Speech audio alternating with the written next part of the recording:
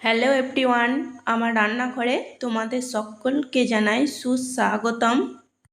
আজকে আমি চলে এসেছি একটা রেসিপি নিয়ে। আজকের রেসিপি হলো এঁচোড় চিংড়ি। এঁচোড় চিংড়ি বানানোর জন্য আমি এখানে 600 গ্রাম এঁচোড়কে কেটে জলে ধুয়ে পরিষ্কার করে নিয়েছি। আর দুটো বড় সাইজের আলুকে আমি কেটে নিয়েছি। 300 গ্রাম চিংড়ি আমি বেছে পরিষ্কার করে ভালো করে ধুয়ে নিয়েছি। চিংড়িগুলোতে প্রয়োজন মতো লবণ এবং হলুদ দিয়ে মেখে নেব। দেখো বন্ধুরা, তোমরা যদি ভিডিও না দেখো তাহলে তো আমি জোর করে তোমাদের ভিডিও দেখাতে পারবো না। তবুও বলছি, প্লিজ প্লিজ বন্ধুরা, ভিডিওটিকে স্কিপ করো না, শুরু থেকে শেষ পর্যন্ত দেখার জন্য অনুরোধ রইল। কড়াইতে আমি 2 টেবিল চামচ সর্ষের তেল দিয়েছি। হাই ফ্লেমে তেল আমি খুব ভালো করে গরম করে নিয়েছি। এখন আমি চিংড়িগুলোকে ভেজে নেব। খুন্তি দিয়ে চিংড়িগুলোকে হালকাভাবে নাড়াচাড়া করে নেব। চিংড়িগুলো ভাজা হয়ে গেছে, নামিয়ে নেব। এর থেকে বেশি ভাজবো না, তোমরা চাইলে এর থেকেও কম করে চিংড়িগুলোকে ভেজে নিতে পারো। আবারও কড়াইতে 2 টেবিল চামচ সর্ষের তেল দিয়েছি। এবার আমি আলুগুলোকে ভেজে নেব। আলু ভাজা হয়ে গেছে, কড়াই থেকে আমি আলুগুলোকে নামিয়ে নেব।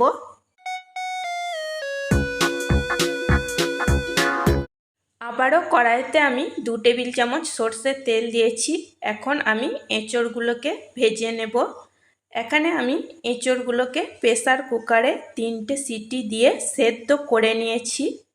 তোমরা এখানে এঁচোড় সেদ্ধ করে নিতেও পারো, আবার নাও করে নিতে পারো। তোমাদের যেটা সুবিধা বলে মনে হবে তোমরা সেটাই করে নেবে। অল্প পরিমাণ হলুদ দিচ্ছি। হলুদ দিয়ে এঁচোড়গুলোকে নাড়াচাড়া করে নেব। এঁচোড়গুলোকেও আমি ভালো করে নাড়াচাড়া করে ভেজে নিয়েছি। এখন আমি এঁচোড়গুলোকে কড়াই থেকে নামিয়ে নেব।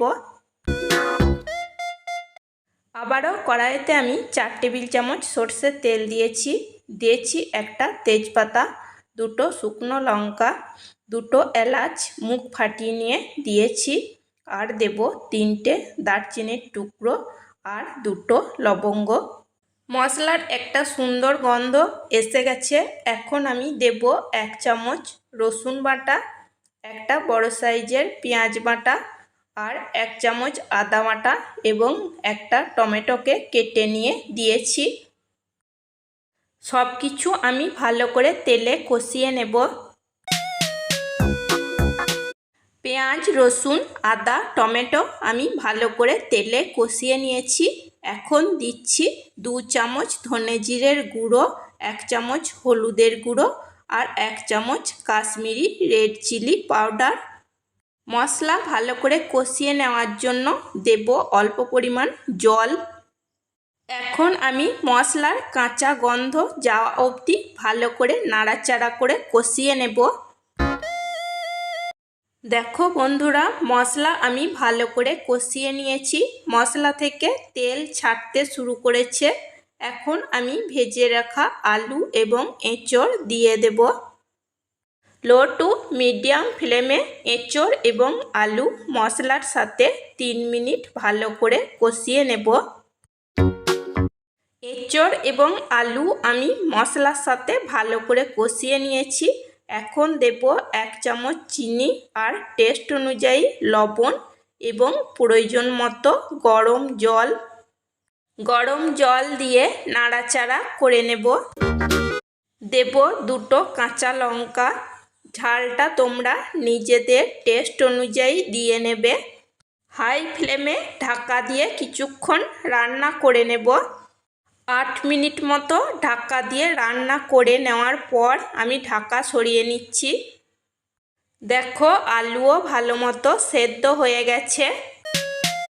এখন আমি ভেজে রাখা চিংড়িগুলোকে দিয়ে দেব এবং গ্যাসের ফ্লেম হাইতে রেখে আর 2 মিনিট রান্না করে নেব। দেখো বন্ধুরা, এটা ফুটতে শুরু করেছে। খুন্তি দিয়ে নাড়াচাড়া করে নেব। হাই ফ্লেমে আমি 2 মিনিট রান্না করে নিয়েছি। এখন দেব 1 চামচ গরম মশলা। গরম মশলা নাড়াচাড়া করে ভালো করে মিশিয়ে নেব। ব্যাস তৈরি হয়ে গেছে এঁচোড় চিংড়ি।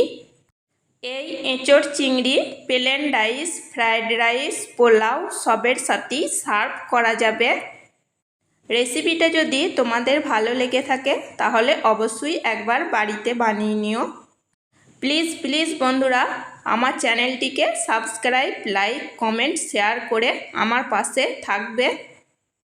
তোমাদের লাইক কমেন্ট আমার কাছে কতটা গুরুত্বপূর্ণ সেটা আমি তোমাদের বলে বোঝাতে পারবো না। বন্ধুরা, আমার এই ছোট্ট চ্যানেলটিকে সাবস্ক্রাইব করে আমার পাশে থেকো। আজকের মতো এই পর্যন্তই। চলো টাটা, বাই।